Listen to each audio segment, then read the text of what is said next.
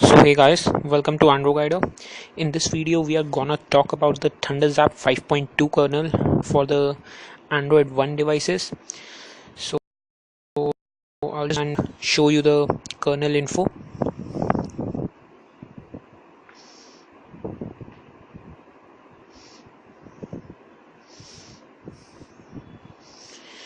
Okay, so as you can see, the kernel version, it is ThunderZap 5.2, and this kernel packs in the latest Linux security patch, that is 3.10.101, and it is developed by Varun Chitre. Okay, so first thing that you need to remember is that for controlling and tweaking the settings of the kernel, you need the ThunderZap Control app or the ThunderZap Control Pro app. Both of them are available on the Google Play Store, and I will also put down the links below in the description. So if you want, then you can download these apps, or you can also use other apps like Kernel Auditor, but I would definitely recommend you to go with ThunderZap Control or ThunderZap Control Pro, because these apps have been developed by Varun himself. So he has developed both the kernel and the app.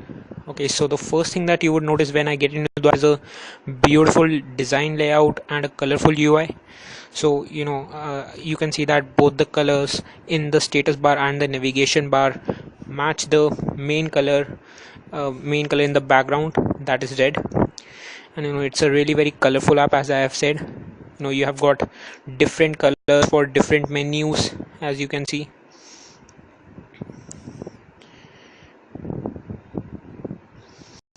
It's a really very colorful app and really well designed material. It follows the material designing guidelines laid down by Google, and it's got some really very cool animations too. Okay, so we will get into the settings straight away. So in the dashboard you have a device info in the starting, then followed by a name of the kernel. Then you have got the name of the processor which your phone is running. In this case, the Android One devices come up with the MediaTek MT6582 ARM version 7 processor, which has a maximum clock speed of 1.3 gigahertz. Then you can see how much free RAM is available and how much total RAM is available. Then you have the CPU temperature, and then you can see the various clock speeds of the CPU cores at the moment. Okay, so next we come up to the CPU states part. So you need to pay attention to this part, because this is something which I have noticed that most of us ignore, and then we end up complaining about poor battery lives, and that the kernel is not we often end up blaming the kernel in the end. Okay, so you need to, why am I saying that you need to pay attention to this, is that because you need to pay attention to the last part, which is nothing but deep sleep. When your phone is in idle mode, then your phone should not drain much of your battery, don't you think so? Because I am not using my phone at the moment, and say if I leave it at 70% and I come back after 1 hour and then I pick up my phone, then it should be at 70%, because I have not even used my phone. I have not even touched it. So this is where deep sleep comes in. If you don't know, then Android Marshmallow brings in the battery optimization feature. It also brings in doze, which is nothing but the deep sleep mode. It puts your phone in deep sleep mode when you are not using it, so that it can prevent all those wake lock services and alarms and those battery sucking apps from draining your battery. So you need to pay attention to the amount of time your phone was in the deep sleep mode. So say just do an experiment. Maybe, as I have said, note down the percentage when you are about to leave your phone, then don't touch it for say 1 hour. Come back and see how much time your phone was in the deep sleep mode. But just remember to check this reset option here, and then, as you can see, you would get a completely new start sheet, and this will really very help you in figuring out if your phone is not going into deep sleep, and then you can just tweak around with the settings a bit more, and you can get the best out of your battery. Okay, so next up we have got the battery temperature and the current battery level, battery status, battery voltage, and the battery health. Okay, so next up we have got the ThunderZap updater. So from here you can check if an update is available to the current version of ThunderZap, or if you are using some other kernel and you want to flash ThunderZap kernel, then you can straight away download the kernel from the app itself, and the app will also flash the kernel itself, and then it will offer you an option to reboot the phone, and that's it, done. You don't need to reboot into your custom recovery and then flash the kernel and then wipe those cache and the Dalvik cache and then reboot your phone. So it's really pretty very easy. Okay, so next up we have got the CPU settings. Okay, so in the general section we have got the governor settings. So basically I would like to give you a brief about what a kernel is first, and then I will also explain you the further settings which a kernel comes in with. So kernel is nothing but it links the software and the hardware. So of course we can't control the hardware because that is the device comes in with a certain hardware and we can't just change it, but we can control how the hardware performs, and we can just tweak the settings of the kernel to control the hardware. So that's what a kernel does. It links the software with the hardware, and as we can control the software then by tweaking the kernel settings we can control the hardware. So that's how the things go about, and that's how we can tweak the kernel settings in a way we prefer. Okay, so I hope I was able to explain to you what a kernel is. So now coming to what a governor is. So governor is nothing but so I will just give you an example. So say if you live in a country XYZ, and say ABC is the prime minister or the president of the country, then the prime minister or the president of the country has the power to control the country XYZ. So that's what a kernel is, that's what a governor is. As the name suggests, it has the power and the authority to govern things, to control things. That's what a governor is, and that's what a governor is one of the major components of a kernel. And it in most of the cases the governors really determine how fast your battery drains, and or if this is what really changes the clock speed of the CPU cores according to what you want to. Okay, so I hope I was able to tell you what a governor is. It exercises its authority, and it just tells the kernel how fast or how should it clock the CPU cores in order to get you the desired performance. Okay, so basically we have got two types of governors. One are power saving governors and others are performance governors. So the power saving governors, as the name suggests, concentrate on giving you more battery life than their counterpart performance governors. So in a power saving governor you might get a bit of lag sometimes, but the power saving governors will definitely end up giving you more battery life than the performance governors. And performance governors, as their name suggests, they want to give you a a lag free experience, a better I would say that the performance governors, they just want to they would ensure that your device performs well. It responds to your touches without any lags, as I said, but at the same time it will also drain some battery. So you just need to keep these things in mind.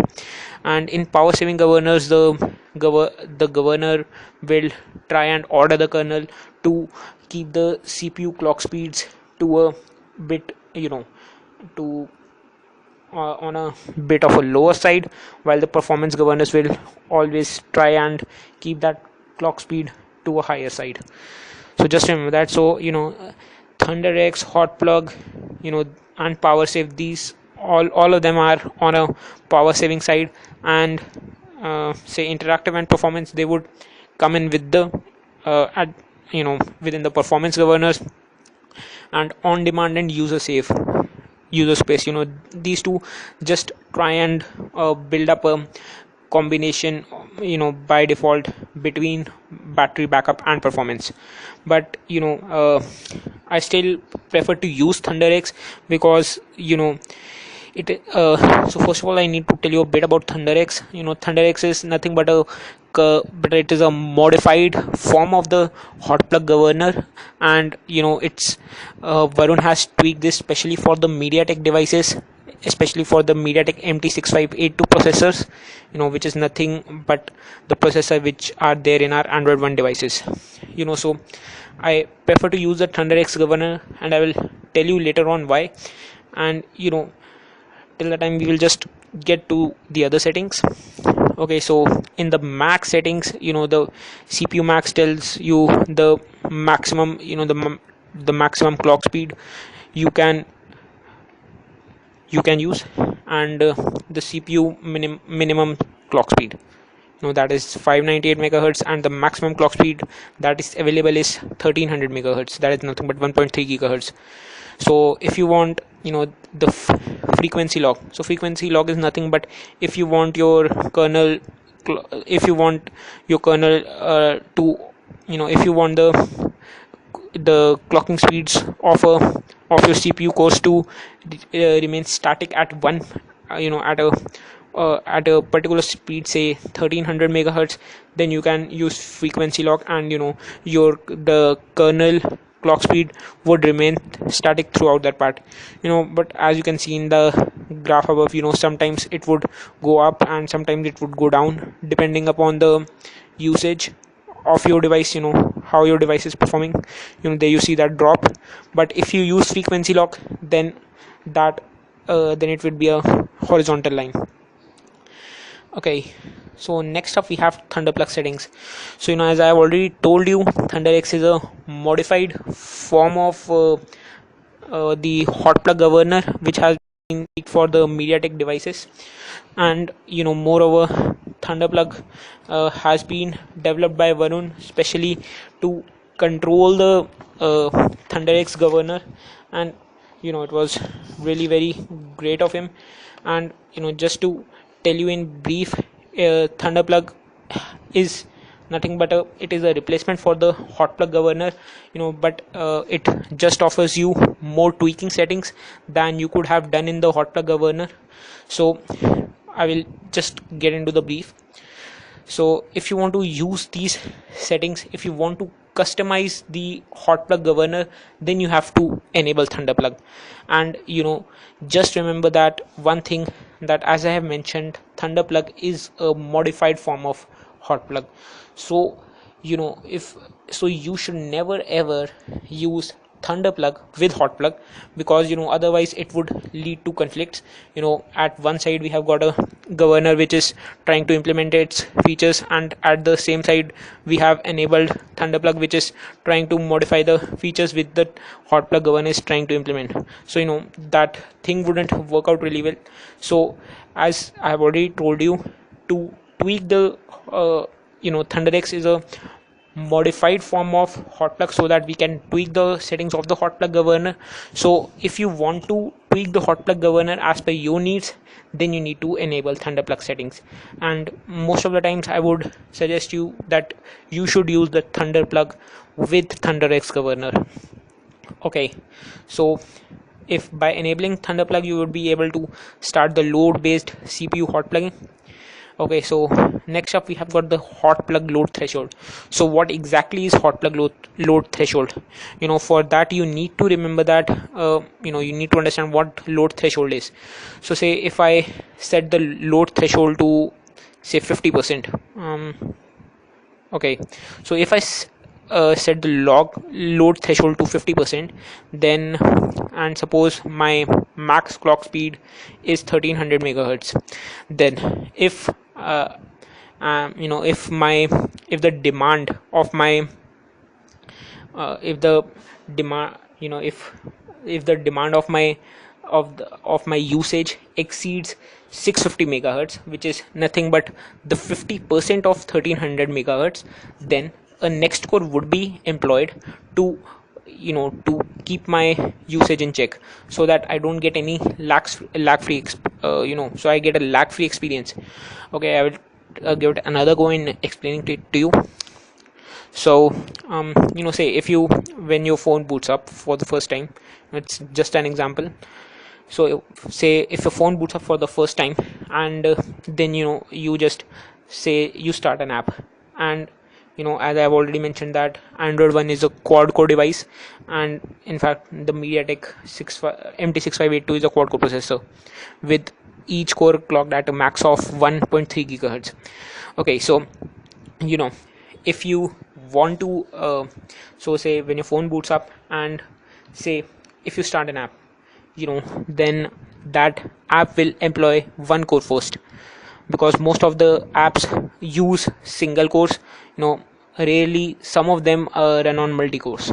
Okay, so say the app you are using employs a single core, and the if it's a say it's a game, it's a heavy duty game, and and if it's a heavy duty game, it would require more amount of the it would require the CPU to run at a higher clock speed in order to give you the desired lag free experience as you want to. And say I have set the hot plug load threshold at 50%, I'm saying, and the maximum clock speed that I am running on is 1300 megahertz, and the moment the demands of the app cross the 650 megahertz mark, the moment that happens, the phone will start its second core. And because the moment the 650 megahertz mark was crossed, the load threshold of 50% was breached, and as the 50% mark was crossed, the second core was employed, just in order to ensure that some of the if the code of the app allocates some of its processes to run on the second core, then that can happen. Otherwise, if the app runs on a single core, then it sometimes might result in a laggy experience, but the employment of the second core would ensure that some of the processes of the app you are running might be shifted to the second core, and that just might ensure that completely lag free experience. So that's what hot plug load threshold is. Okay, I will just put it back to where it was, 93. Okay, so laziness is nothing but how fast that shift happens. I mean, how fast that second core is implied, how fast the kernel should check the load on the how much load is there on the core that the app is using, and how fast it should check. That's it's laziness is nothing but that frequency, that how fast it should check, and if the load crosses, then how fast it should employ that second core. That's what it's all about. So touch boost is nothing but if you enable touch boost, so I'll just try and show you. There you go. Okay, so I'll just tell you, touch boost is nothing but if you want your kernel to have touch boost, is it is designed to give you a lag free experience, in fact a better user interface. That's what it's all about. And when you check the touch boost button to on, then then whenever you will touch the screen, all the cores, all the CPU cores would be, whether they are offline, they would be put to their maximum clock frequency. Say suppose if I enable, as I have enabled touch boost, and the moment I will touch the screen, all the CPU cores would be, they would rush up to that 1300 megahertz mark. But that's what touch boost is all about. It is designed to give you a lag free experience, and as the all the cores would be at their maximum clock frequency, at their maximum clock speeds, they will definitely ensure that the CPU is delivering at to its to the best performance it can give you. And the CPU would definitely try and avoid all any lags if that can be avoided. So that's what touch boost is all about. But just remember that touch boost would definitely suck up on your battery part too. So if you want to avoid battery draining, then you should disable touch boost. Suspend CPU. So it is, the description clearly states its motive. Select number of CPUs to keep online when the screen is off. So that's nothing but, say you have the options of 1, 2, 3 and 4, the number of cores that should be kept online when the screen is off. I think that's pretty clear. Then endurance level, puts your phone in dual core mode for power savings. Again, it's pretty clear. So next up we have the GPU settings. Okay, so this is also another extension of the ThunderPlug. So as I told you in the previous section, in the CPU section, about I explained you about the load threshold thing. That's what happens in the in our GPU too. So we have a Mali 400MP2 GPU, and it is also a dual core GPU. So if, say, when I have currently set the load to 89%, so say when the load of one core exceeds the 89% mark, then the second core would be employed automatically. Currently the second core is off, but the moment it will cross that mark, you can see that load there in the graph too. The moment it will cross that mark, the the second core would be employed as soon as that mark is crossed. And then you have got the master switch, there you see. And it also keeps switching between the cores to avoid those heating issues too. So that's another great thing that we have got. And if you want to use the ThunderPlug settings for your GPU, then we also have that master plug to check it on or off as per your wish. So next up we have got the wake controls, double tap to wake, sweep to wake. Then under sound options, okay, so ThunderSonic, it's again a really very great feature that Varun has made for the Android One devices. So ThunderSonic is nothing but it's a sound amplifying engine which aims at just boosting the maximum volume of the left and right earpiece and the speakers. So that's what it's all about. So say if you are in a noisy environment, or say if you want to listen to your music at a higher volume, and suppose your volume is set to the maximum level, then you can use this feature that TZ comes in with. You can set the speaker, you can increase the speaker analog gain, and it would just boost the maximum volume, as I have said, of the speakers. And similarly you can use these settings for your headsets too. And we have got different settings for both the left earpiece and the right earpiece. So again, it's a great thing to have. If you have ever used a Nexus device, or any other device that had a kernel with Fox sound built in, then you might just know about this thing. But if you are not familiar with it, I have still told it to you, and I have still tried my best to explain it to you. Okay, so nothing, memory management, again, everything is pretty clear. I think I don't need to mention anything specific here. Then under the network settings, okay, so this is the Wi-Fi power management. Again, I will try my best to explain it to you.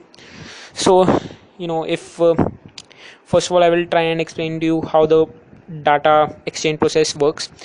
Okay, so say you are using WhatsApp, and you are trying to send, and WhatsApp does nothing but it just tries to send messages and receive messages.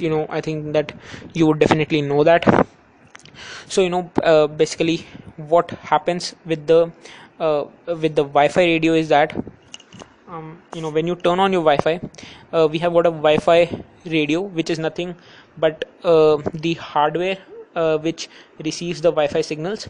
So if when you type in a message and click send on WhatsApp, then it would align a certain number of packets. Packets are nothing but they are the divisions of the data which has to be sent across to the person to whom you are sending the messages.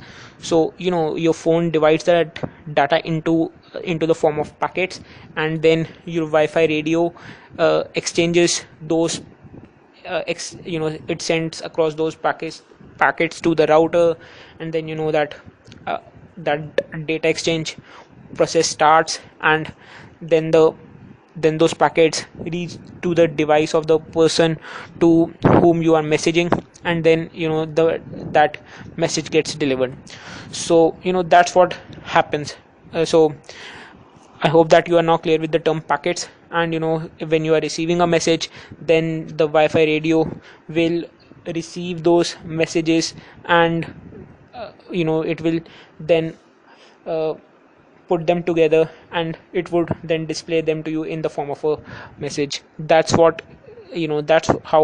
the network communication works, and that is nothing but the data exchange process.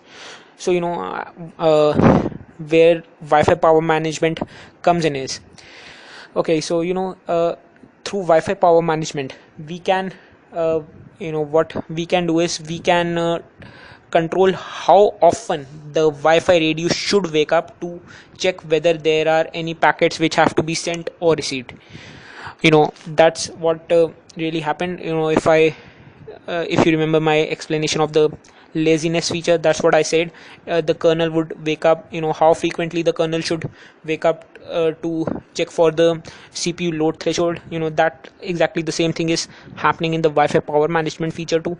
We can tell the CPU, we can tell the kernel how often it should check whether any data packets have to be received, and so that's what this is all about. Okay, so by default we have got the PM underscore fast option, which is nothing but the fast Wi-Fi power management. And then we have got the constant awake mode, which is the CAM mode.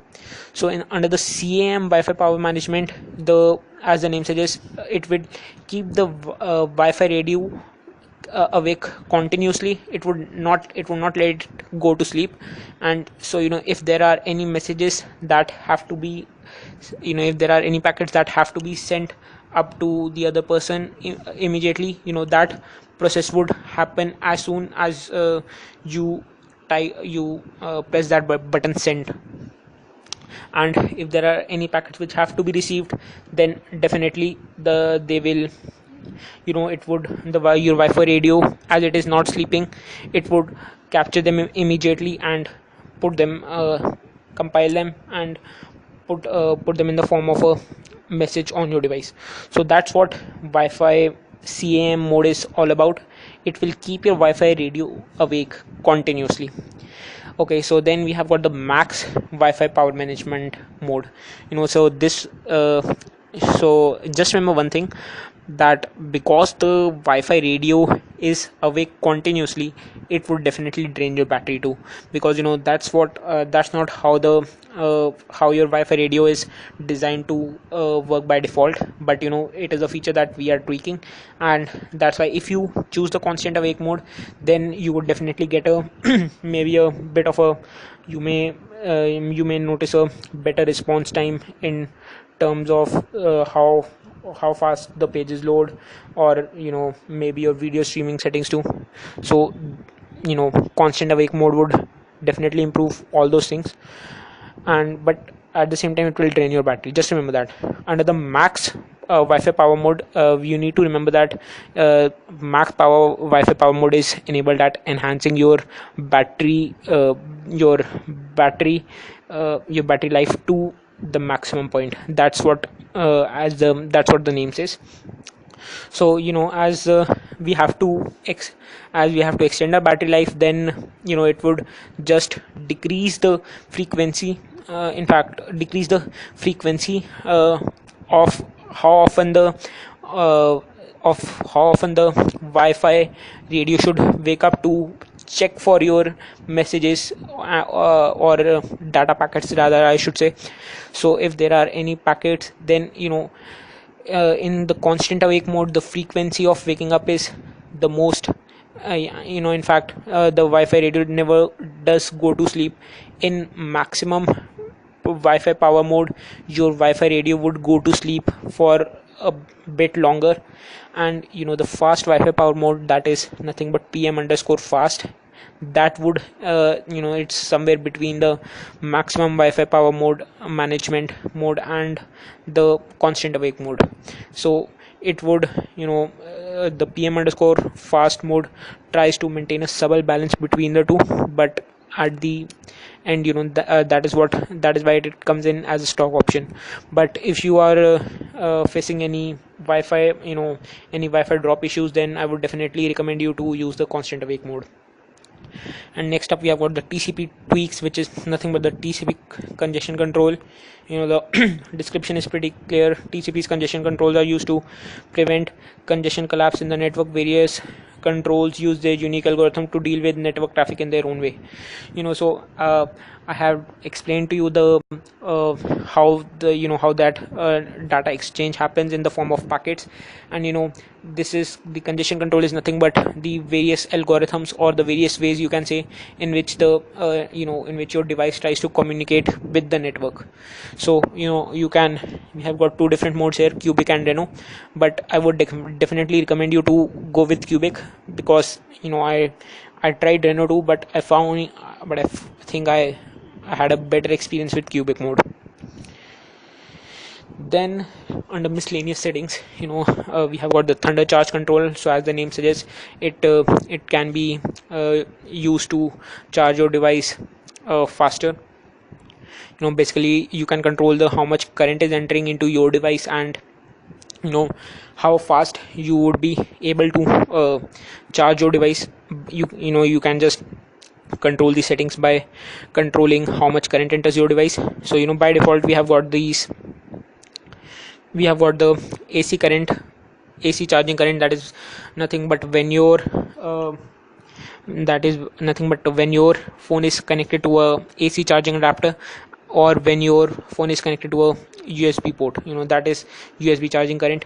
So by default we have the values of 650 and 450 for each of them. Then if you want your phone to charge at a faster rate, then you can just increase the current. So the max value that is available is 1 amperes or 1000 milliamperes, you can say. But I wouldn't I would recommend you not to go up by I would suggest that you keep the AC charging current at a max of 800. You shouldn't go beyond that unless you are in a state of emergency. And you may also set the USB charging current at 800, because Varun had said in his blog post too, and in his Facebook post too, after the release of the kernel, that if you are not changing your battery for 2 years, then you should then till then you should not use the ThunderCharge control to 1 amperes, because our device is not has not been designed to take in that much amount of current. So if you are charging your device at such a high rate, you you might end up even blowing it apart. Okay, so just keep it in the safe limits. I would suggest you go for 800 at max. That would ensure that your phone would charge in about 1 or 5 minutes. That's what my phone took when I left it at charging with the 800 milliampere current. It took 1 or 5 minutes. So it's a pretty fast rate. By default I think it took about 1 or 45 minutes. So it's an increased it takes less time to charge your phone now. But just remember that your charger that you are using should have that kind of an output. You need to have a look at the charger, and on all the chargers there is a description of how much current, the maximum output, that output current the charger can give. So just ensure that at least that limit is that limit is 1 amperes, which is nothing but 1000 milliamperes, if you want to control these settings. Okay, so next up we have got the vibration control, and there's pretty basic stuff that is, you can control how intensely your vibration motor should work, or how intensely your phone should vibrate. You can just control that and then just press on test vibrator to check the things out. Then we have got the about menu. This app has been designed by Varun Chitre, and the other contributors are there also. Just also make sure that you check the set on boot option. Okay, so now coming to the main part, I should tell you the settings which we have to use. So I would just first of all tell you the settings that Varun recommends that you should use to now first up I would be telling you the settings that Varun recommends that you should use. I by mistake that pressed that red dot, which was for pausing the video. Sorry guys for that. Okay, so I would just show you what Varun wants you to have your settings as. Just have saved that page. It's a pretty useful to okay. So for maximum battery savings, as I've told you, these are the settings that Varun recommends you to go with. Just a moment, I would just tell you about ampere also. Okay, yeah, so here are the settings that Varun thinks you should use to get the maximum out of your battery, which is nothing but a hot plug threshold of 85%. You should keep the touch boost to off, laziness at 750 milliseconds, endurance mode on, but that is nothing but dual core. So that's what Varun recommends. I will tell you the settings that I used to get that 7 hour 2 minutes screen on time. Okay, so you just get into the TZ app again, and it's a okay, so I will get into we have got no settings here, no nothing here. Okay, so I recommend you to use and Varun also recommends you to use the ThunderX governor. Obviously, I think that was pretty obvious. So what I would recommend you to go is with the ThunderX governor, and with the maximum CPU clock speed at 1196 megahertz, and CPU minimum of 598, and you should avoid using the frequency lock. Keep the ThunderPlug 2 on, get that hot plug load threshold to 93%, laziness to say 350 milliseconds or 400 milliseconds, keep touch boost off, suspend the CPUs, I put that to 2, and I personally avoided using the dual core mode. But if you want to enhance that screen on time to greater extents, then I would definitely say that you should check this too onto dual core, but I don't use it. Okay, so under the GPU settings, I am using that the GPU. I put the load threshold onto 90%, say. Then I use the wake controls too. I use the ThunderSonic engine when I am listening to music, say. Then in the memory management, I turn off the dynamic F-sync, and I pull back the VFS cache pressure to 60%. That's the only things. I think swappiness was I didn't touch swappiness at all. Then I use the fast Wi-Fi power management mode, and the TCP congestion control is cubic, and I do use the charging control, but that has got nothing to do with your battery life. these are the settings that I use personally. You can, so if you want to, then you can go ahead with what I did to get that 7-hour screen on time, or else it is your wish. And I would just like to cover up one or two more things. So guys, just remember that if you want to save on your battery, then you can underclock your CPU. Underclocking is nothing but lessening that decreasing the clocking speed of the CPU. So save by default the CPU comes in with the max core speed of 1300 megahertz. Then as I have told you, you can underclock it by about 100 megahertz and put it back to 1196 megahertz. And but if you want a better performance, then you should overclock your phone a bit and pull up that 590 that minimum CPU speed from 598 to say 1040 megahertz if you want your performance or while you are playing games. That's what you should do. And then we have got those screen on time, sound. I would just show you the Ampere app too, and one or more two settings that I would definitely advise you to go ahead with.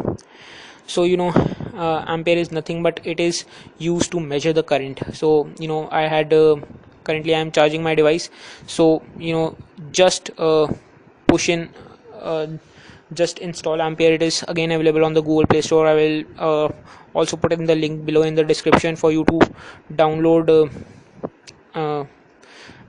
Ampere.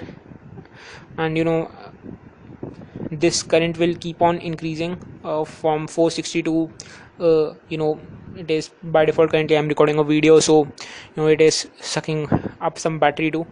So it would just eventually from 460 it would go up to 470, 480, 490, 500. It would keep rising. So I had taken some screenshots, and I would just show them to you.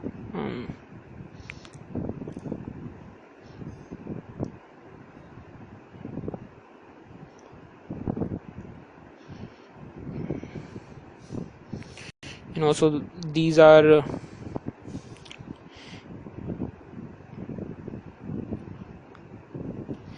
okay. So here we go. You'll use the image viewer here itself, and you see by default that by default you come in with that the current is by default is 650 milliamperes, and I measured it from using the Ampere app, and it came out to be 640 milliamperes. And then I turned on the ThunderCharge control, and I pushed the AC charging current way up to 1000 milliamperes or 1 amperes. And then I just got I think, well, I did remember taking that screenshot.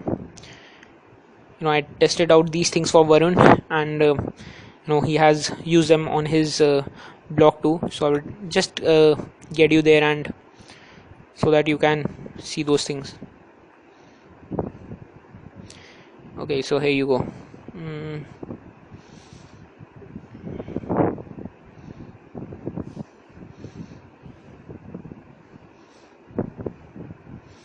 And there is that screenshot that I gave to Varun. That the current goes way up to 960 milliamperes, as you can see. But as I have already told you, you need to ensure that the charger you are using comes in with that it can supply that 1 ampere current. You just need to ensure that.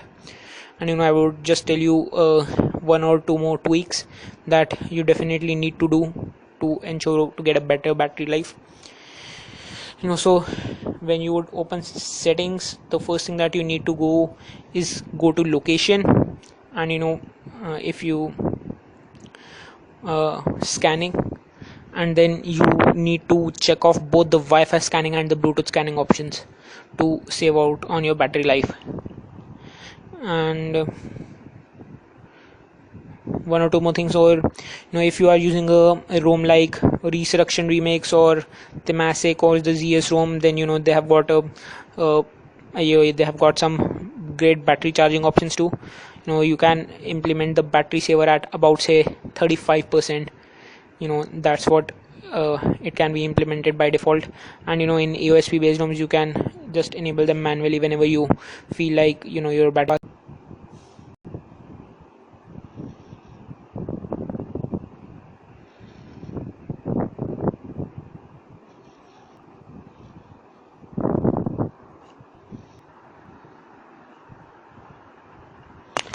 Thanks and have a nice day.